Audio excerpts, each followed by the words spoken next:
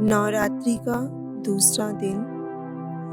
दधानां करपद्माभ्याम् अक्षमालाकमण्डलू देवी प्रसीदतु मयि ब्रह्मचारिणी नुत्तमा।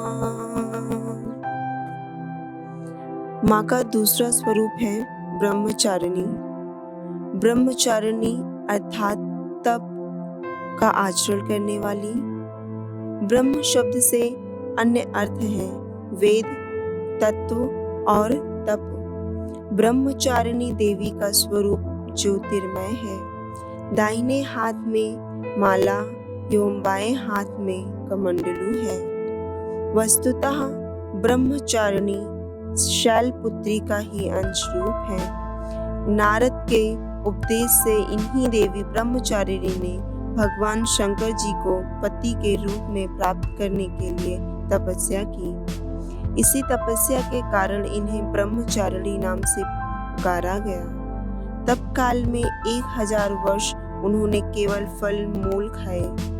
100 वर्षों तक केवल शाक ही।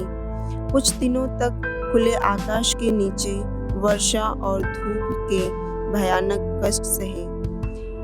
इसके पश्चात 3000 वर्षों तक जमीन पर टूट कर गिरे भगवान शंकर की दिन रात आराधना की। इसके बाद सूखे बेलपत्रों को भी खाना छोड़ दिया।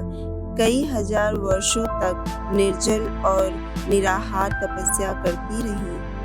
पत्तों को भी खाना छोड़ देने के कारण उनका नाम अपर्णा पड़ा। उनकी इस तपस्या से तीनों लोकों में तहलका मच गया।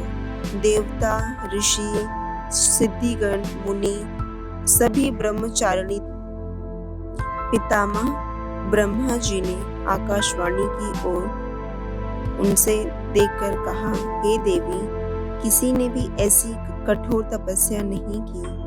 तुम्हारे इस अलौकिक तप की सब और सराहना हो रही है।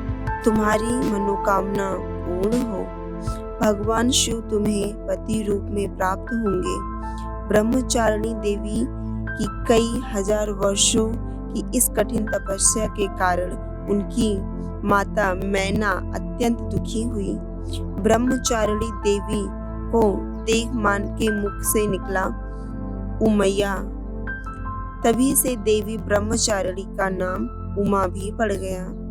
माँ दुर्गा जी का यह दूसरा स्वरूप भक्तों और सिद्धियों को अनंत फल देने वाला है।